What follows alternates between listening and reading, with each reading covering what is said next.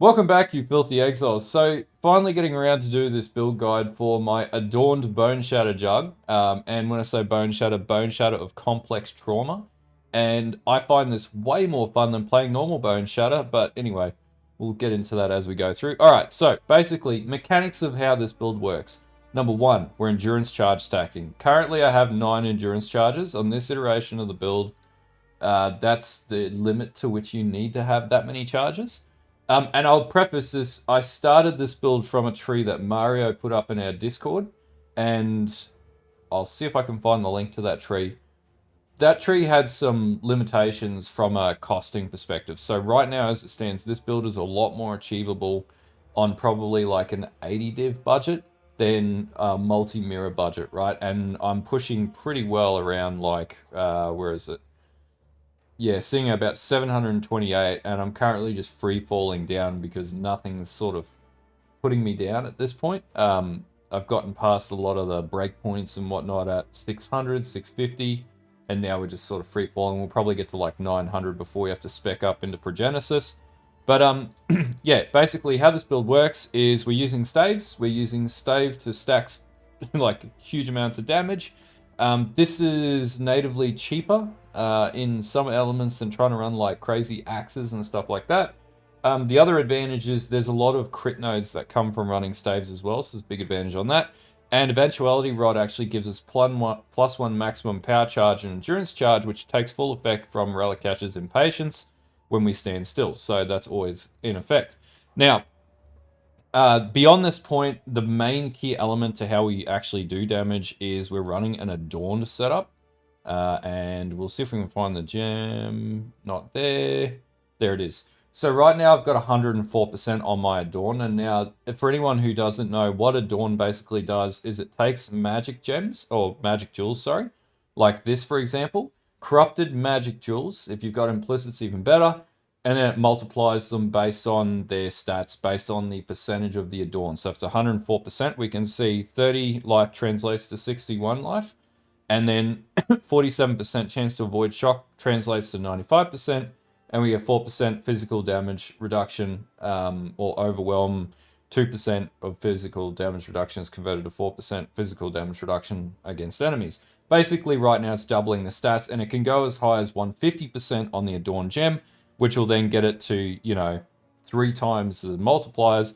And the big advantage of this is it allows you to run a crit-based build and stack absolute metric tons of crit multi and curse effect reduction, whatever. Now, each one of these jewels is like 1 div because it's basically one of the most effective ways to create or get any build working at this stage. And I also doubled this down with running Prentice Pact, which gives me 5% crit. So I've got a crit version, 5% global crit chance for every single one of these nodes ticked within this radius of this 1 jewel socket here. So that's a huge advantage here. The other thing you'll also see is I run a triple large cluster setup, and we're also stacking like Overlord. We don't have weighted advantage because it's way too expensive. It's like 10 or 15 divs, something like that. And the other thing from a defensive standpoint, we're running a 4th Vaal setup. So we're overcapping Chaos Resistances, and then we're running Glorious Vanity with Zibiqua, and that basically gives us Divine Flesh. So we're running Divine Flesh, and then what that basically means is we overcap our Chaos Res, 50% of our elemental damage is taken as Chaos damage, which is overcapped, and then we're running a Eternal Damnation on the setup, which then takes gain additional elemental reduction equal to 50% of your Chaos Resist, and 50% of my Chaos Resist is like, 35 to 37.5%, so that reduces the incoming elemental damage again. And then we're also running, we just keep going with the defense layering here. We're also running Unbreakable, and we're stacking up to around 100% armor on this build once everything's up. We get close to 100%, 100,000, sorry. And then basically 8% of that armor then applies to elemental damage as well. And then we're running Untiring, so we're recouping life as we're taking damage as well. And then beyond that, we're also having armor apply to chaos damage inbound, and because we turn physical into elemental into chaos damage, we're then basically using armor to stack up against absolutely everything in the build. And this is also given advantage to by the fourth Vaal setup, which means armor also applies to chaos damage taken. So now armor applies to chaos damage, armor applies to elemental damage, and armor applies to physical damage. And part of our physical damage is also being converted to chaos damage. And as we take more physical damage from the physical damage we do take, we recoup that as life. I hope the web of defensive layering makes sense with this build. There are many, many layers to it. And then basically our rings have, damage on recoup, a lot of regeneration. We're operating at 898, and then we do Enduring Cry 4200, and on average 1500 life to 2000 life per second. And because we're running complex trauma, which is different again to normal Boneshatter, it means that we're not taking the constant inbound damage. And basically you want to have enough attack speed on complex trauma so you sit at about 8 to 9 stacks. So in that case, we actually don't need to stack up too much attack speed, and still running things like multi-strike, which will work on this setup. And yeah, that's basically how the build works. Any questions? Put your comments in the comments below. Now, there will be people that'll be like, you can't multi-convert damage. It absolutely works, because I tried different variations and iterations, and before I ran Eternal Damnation, I was running an All's Uprising. Eternal Damnation is definitely BIS right now in this. And the other big advantage is we're also running Arn's Anguish, which is a dirt cheap belt. Determination makes it 1 div. Yep. And basically that's then converting all of our endurance charges into brutality charges, and that's stacking up more DPS as well on top. And we also get an armor bonus and everything from it. Beyond that, I don't have a Progenesis in the build. I am running Taste of Hate to reduce inbound damage, and we'll keep this in endgame. There is no need for Mage Blood with this current setup. Mage Blood is irrelevant. You don't need it. Yeah, so that's basically the mechanics breakdown of how this build works. Aside from that, then we just go and whack, and we also have I think 96% chance on hit. We get up to 85 to 95 effective crit, and we get up to I think it was, if we got that node selected, which we don't, we got 469% crit multi right now as it is too, so quite a lot of crit multi, and that's not accounting for the fact that this runs an Assassin Mark setup as well. Anyway, that's the mechanics of the build. I'm not going to do scratch math on the screen. I'll do a bit of a blurb maybe in the description to explain it a little better. Anyway, that's why I can go down to 700 and something depth and just keep farming down in Delve, because I'm basically using recycling defenses to handle the insane amount of inbound DPS. Anyway, let's talk about the mechanics on the tree. And also a note right now on the actual ladder. This is my character right now. It's a pretty decent amount of deeps. If we filter for Jugg, Necropolis, depth, right now I'm on the first page if you want to check out the build on here. Zone of the Bone at 728. So we're up there with the Boneshatter players this league and Jugs this league in the game. Though the game is obviously dying off a little bit because the league's not fantastic. But I'll put links to this in the description below. Anyway, let's talk about the mechanics of the build from the PoB calc side, and then get into this. Okay, so as far as the mechanics of the build, it's pretty straightforward stuff. Soul Anaris, Solar Tukahama, time spent stationary is 5. This synergizes with Solar Tukahama, give us 2% increased life regeneration per second. No other changes here to adjust for life. By the way, I'll just note 11.1 million DPS, 307,000 effective hit pool, about 809 life recovery before buff up, and 95,000 armor with a little bit of block. And we don't worry about resistance capping because we convert so much of that to chaos, which is then mitigated by armor. It doesn't even matter at this stage. So we talk down endurance charges. This is applying max endurance charges, which because we have Ralakesh, Ralakesh's Impatience boots, we can do that. When we stand still, we're hitting. Life tap, we don't have an Onslaught Flask. If we did, I'd get a 1.1 mil buff. Am I fortified? Yes, this is coming from this Overlord node here. Merely hits with Mace's Scepters or Staves fortified for 6 seconds, so we don't need to worry about that. Leeching, yes, we have Leech all throughout the build. Flask active, nearby enemies 10, we're in Delve. And have I been hit recently? Yes, I'm always going to be hit. I assume 8 stacks of trauma, which is what I can hit on this build currently. But if you could hit 9, your DPS goes up. More stacks, the better. Yeah. All right. Pride, maximum effect. If you're unhappy with that, you do this thing called change the bloody setting. But yeah, outside of that, nothing else has been changed down here. I do have an Intimidate on. If we take that off, because someone will goad me on that, we have that. We do have Consecrated Ground, though, because we have a Bottled Faith in this setup, too. So we go up to 12.5 million. So, yeah, pick and choose. And this is Guardian Pinnacle boss damage as well. As you can see, Boneshatter trees should not be overtly complex to understand. They shouldn't have to have special settings or anything like that. They should be literally as simple as this setup currently is. This is the setup as it is at level 95, so one more level in the tree.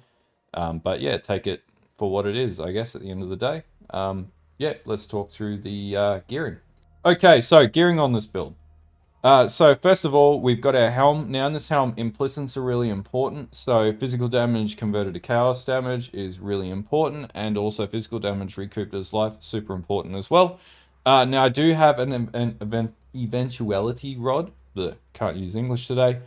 Basically all I did was go into the Path of Exile trade window and then basically just filter for something with like 700 physical DPS, the very specific physical DPS, but a staff like this set me back about 6 div when I went for it. So yeah, from 6 anywhere up to 30 div, just depends. They are very expensive, but worth the investment because it gets you build online.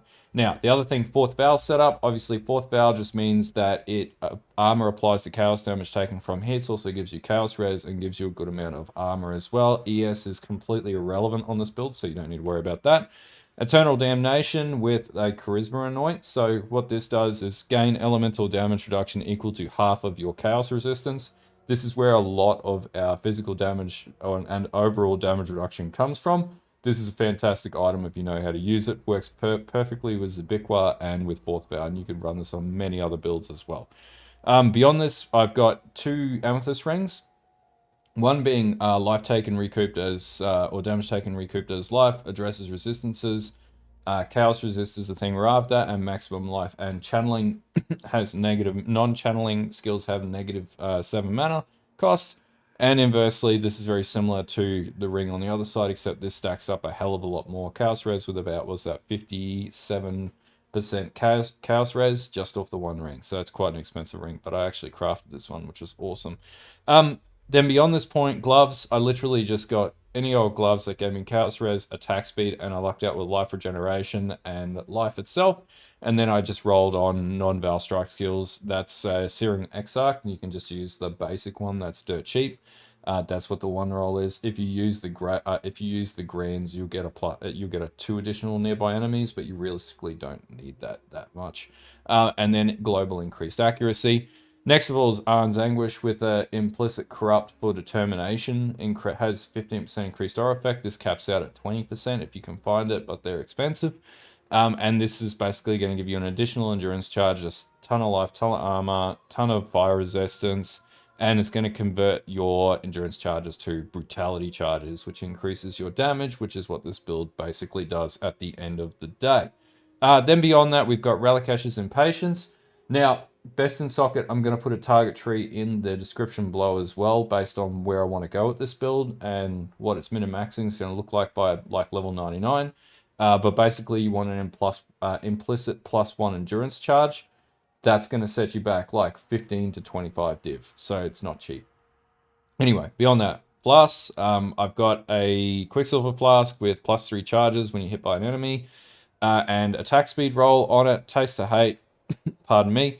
Granite Flask with +3 charges and armor during effect, and then a Basalt Flask with crit strike chance during effect and +3, and then a Bottled Faith. And you could switch this out with RSN, or ultimately I'm going to switch this, drop my damage slightly, and go with Progenesis because it's going to make me way tankier. Anyway, that's it for basically the build. That's the gearing. Really simple stuff. Alright, skill gem setups. In the helm, Enlighten, if you can get level 3, better. It's not too expensive now anyway. Pride aura, determination aura, war banner up. You need that accuracy and make sure you got percentage on that because it increases your DPS. Then you don't need a 6-link in the eventuality rod, so we run Blood Rage, Automation, Molten Shell, and Ancestral War Chief. If you've got this at 20%, Blood Rage is permanently up. It never goes down. So if I turn this on, you'll notice it just keeps resetting. because it literally just triggers instantly like that. Good tip for if you're going to play a build with Blood Rage with some regeneration. Easy way to get frenzy charges without having to click a single button. Then Ancestral Protector with multiple totems, so we can drop this with our Ancestral War Chief totem. Then in the actual main setup, I've got a 21-20, so it's like 5 div for Boneshatter Complex Trauma, but it's worth it. It's really good skill, and probably the best variant of Boneshatter, arguably, depending on the version you go with. Awaken melee physical damage, Awaken brutality support, endurance charge on melee stun, and then I've got multi-strike, just normal, because it's like 100 div for Awaken. It's just not worth it at this stage. And then I've got Impale at 20% as well. Pardon me. And then in my gloves, I've got Call to Arms, Enduring Cry. Now, people will be like, oh, you should be running Ancestral Cry. Trust me, when you go and deep delve, Ancestral Cry is absolutely useless. Enduring Cry is going to keep you alive. Anyway, running Enduring Cry, Precision, and Arrogance as well, because Arrogance does not affect the Call to Arms or the Enduring Cry, and that means I reserve a little bit of life. And that's worth it for Precision, because it gives me 701 accuracy and 58% crit chance. Alright, in the boots, Mark on hit support, Leap Slam, Life Tap, and Assassin's Mark. You want to have Life Tap because Assassin's Mark to cast without it is just way too expensive. It's like 52 mana. As you can see, we have 76 mana. We would just never be able to sustain it with the other skills that do require a moderate amount of mana to operate. That's it for the skill gems. Really easy setup.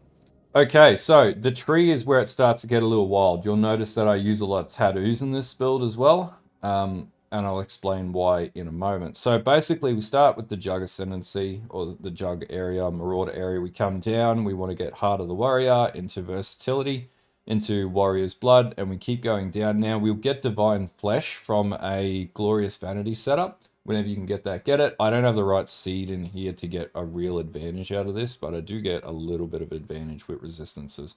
But it doesn't really pervert too many of my nodes on the tree, so I only have to worry about, like, you know, a couple nodes that are irrelevant, essentially. Anyway, so we get Divine Flesh. This gives us the ability to synergize with 4th Vaal. So, pardon me. Come down, we grab Bravery, we come down and we want to get Savagery and Vigor, Cloth and Chain, and we also want the Armory Master as well, which gives us 8% increased armor per endurance charge, times by 9. Do the math on that, was that 81%? So that gives us a ton of armor, and we always have that up. Golem's Blood, then we come across and we'll also grab melee down, the cluster node down here. Then we want to come back up here, we grab the dual socket here, we put our Adorned in, and then we come back down and we want to grab the other cluster jewel node here. We'll talk about cluster jewels after, and I'll also reiterate, Perandus Pack's really important in this build, helps us achieve a ton of crit for free. It's one of the best items out of this league, and I hope it stays in the game. Anyway, so then we come back up, we'll grab, the other dual socket node up here, and in this case we're running a Watchers. Our 41% increase, 41% extra damage from crits is reduced, and 25% increased Impale. We need the Dexterity node. We come across, we grab Disemboweling, and we want the Stamina node and another dual socket down here. Then we take the triple cluster dual socket, and we want to come and grab the Whirling Barrier, Counterweight, and Smashing Strikes. I did go the top side. It just doesn't feel good. Having the extra little bit of block seems like it might do nothing. It's actually pretty damn good, and I'd rather that than the 20% or 30% increased damage, to be honest with you. It keeps me alive a lot longer. Then we grab Devotion, Life Mastery, 50 life. We grab Endurance. We add another dual socket here, and then we come up and we grab Faith and Steel, and the 10% of armor applies to chaos damage taken from hits is what we then get next. So as far as clusters go, we want 8 socket clusters with Battle Hard and Master the Fundamentals and Furious Assault, and then we just put in our Corrupted Magic Jewels. Then we grab Fuel the Fight, Overlord, and Martial Prowess. So this is a Mason Staff Mastery, or Mason Staff Damage cluster. And then again, we grab Storm Shroud as well, because we're going to synergize that with our jewel down here, which gives us 40% increase to avoid being shocked, which once we get a good enough Adorned, gives us 100% elemental all ailment immunity, essentially, or avoidance. So that comes up on our defense stats down here at 95% right now, and we mitigate a ton of crit coming in too, and we're immune to corrupted blood as well. because that's coming off this node, one of these nodes up here. Corrupted Blood Immunity, where are you? So that's coming off here as well. All right, and then so for the third large cluster, we grab Master the Fundamentals, Battle Harden, and Furious Assault, and again, more jewels. One thing you'll notice in this build too is I do at no point use Forbidden Flesh and Forbidden Flame. It's absolutely irrelevant, doesn't provide any value to me whatsoever. Like if I wanted to, I probably could get it for like Unrelenting. I did try for Unyielding. It increased my damage but dropped my defense. This would actually be of more benefit to me, but again, not really worth it at the end of the day if you can deal with it with Adorn stacking realistically. Anyway, that's basically it for the setup. And then finally, the Ascendencies. So we're basically, when we first level up, you want to take Undeniable, and then you want to switch that out and then basically go with anything else. But I would start with Unflinching, Untiring, Unbreakable, or maybe even Untiring, Unflinching, Unbreakable, and last Unstoppable. And you should be pretty tanky at that point once you've leveled it up. And yeah. And as far as leveling it up, you switch the Boneshatter at level 38. Up until that point, I just run Smite. At level 38, you reach like by level, by I guess Act 3 or 4. And you can smite pretty easily with a 2-hand setup all the way up to that point. Now, tattoos in this build. So you'll notice there are a ton of tattoos. I only use one type of tattoo in the entire setup. Tattoo of Rongo Kurai Warrior, which gives me 6% increased armor. And I think I have like 20 tattoos times by 6. So that's 120%, something like that. That basically gets my armor to skyrocket through the roof. And that's how I get up to like, you know, up to 95 to 100,000 armor, essentially, by just hitting every possible node. Another question you might have is, can you just like tattoo over the top of the corrupted nodes here from the Glorious Vanity? The answer is no. I tried, does nothing. This overrides the tattoos. So tattoos cannot override these points here either. Anyway, that's basically it for the pathing tree. So that's everything in gratuitously gross detail. Now, as far as the Pantheons, which I already mentioned, Soul of Lunaris and Soul of Tukahama is what you need for deep delving. Okay, hopefully this build helps you sort of play Boneshatter if you're looking at running a Boneshatter build or a deep dive Boneshatter. I'm going to keep progressing this build to Progenesis. I'm having a lot of fun just deep delving at this stage because, to be honest with you, the rest of the game just doesn't appeal to me with the whole Scarab thing and everything. I'm just not a fan of it. But Deep Delve definitely is something that I'm enjoying a lot. Anyway, if you like this video, don't forget to like and sub to the channel. Don't forget to follow the Twitch. Don't forget to follow the Twitter. And yeah, if you've got any questions or you just think that there's improvements that can be made to the build, put it down in the comments below. Also, there'll be POBs in the comments below or in the description below, so check those out. But anyway, until next time, have a good one, and I'll talk to you guys later.